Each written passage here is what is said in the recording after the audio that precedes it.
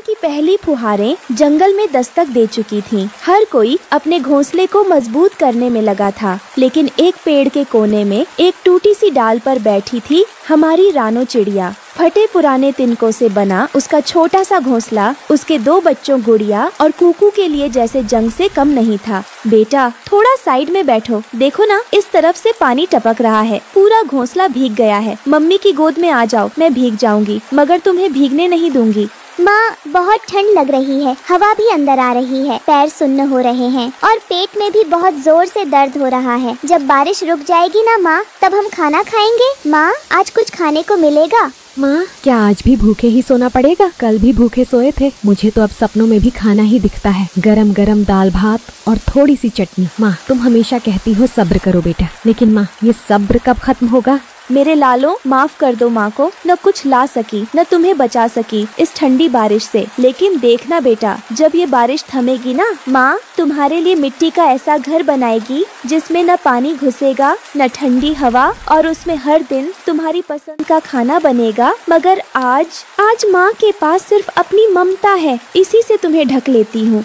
रानो अपनी आंखों में आंसू रोकती है। वहीं कालू कौवा उड़ते हुए आता है, रानो के घोंसले के पास बैठता है। अरे रानो, ये घोंसला है या कचरे का डिब्बा? बारिश आए या तूफान, तेरे तो दोनों वक्त खराब हैं। रानो चुपचाप नीचे देखती है। कालू फिर से हंसता है। हमारे जैसे समझदारों ने मिट्टी से घर बनाए हैं, पक्के मटकों जैसे। तू भी बना ले कोई मटका घर। हा हा हा हा। मेरे पास कुछ भी नहीं है कौवा भाई, तिनके ही बहुत हैं मेरे लिए। ठूठ तोता पास के आम के पेड़ से उतरता है।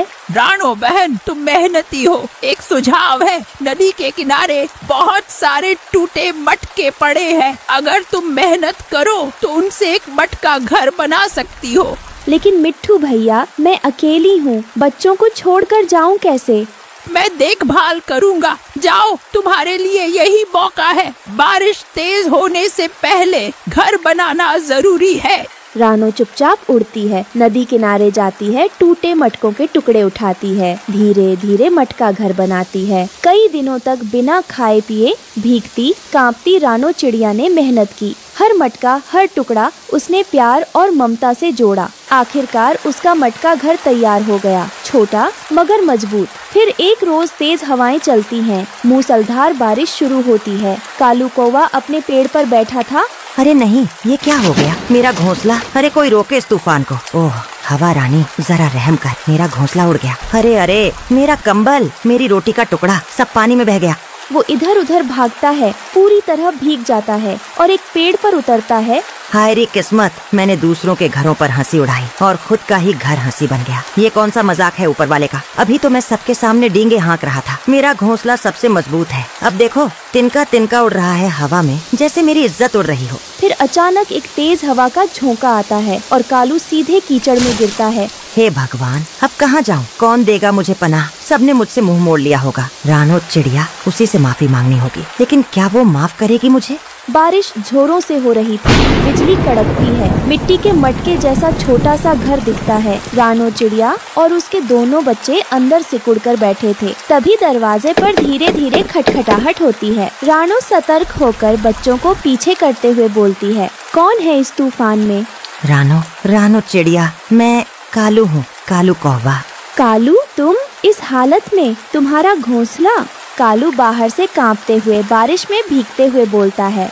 सब चला गया रानो, मेरा घोंसला, मेरी चीजें, मेरा घमंड, सब बह गया। अब सिर्फ शर्म और पछतावा बचा है। रानो, मैं जानता हूँ मैंने तुम्हें बहुत दुख दिए, तुम्हारा मजाक उड़ाया, तुम्हारी गरीबी पर हंसा, लेकिन आज जब मेरा सब कुछ चला गया तो याद सिर्फ तुम्हारी ममता आई। क्या मैं अंदर आ सकता हूँ? रानो चुप हो जाती है। गुड़िया और कुकू माँ की ओर देखने लगते हैं। रानो थोड़ी देर सोचती है, फिर मुस्कुराती है और मिट्टी के मटके का दरवाजा थोड़ा खोल देती है। घमंड तो पानी की तरह है कालू, जितना ऊपर जाएगा उतनी ही तेजी से गिरकर बह जाएगा। लेकिन इंसान या परिंदा जब सच्चे दिल से पछताता है तो उसके लिए मटके जैसा छोटा घर भी बड़ा बन जाता है। आ जाओ, अंदर बैठो, यहाँ कम जगह है मगर दिल में बहुत जगह है। कालू धीरे धीरे अंदर आता है। मुझे माफ कर दो बच्चों, तुम्हारी माँ बहुत बड़ी है। मैं तो बस एक उड़ता हुआ घमंड था जो आज गिर गया।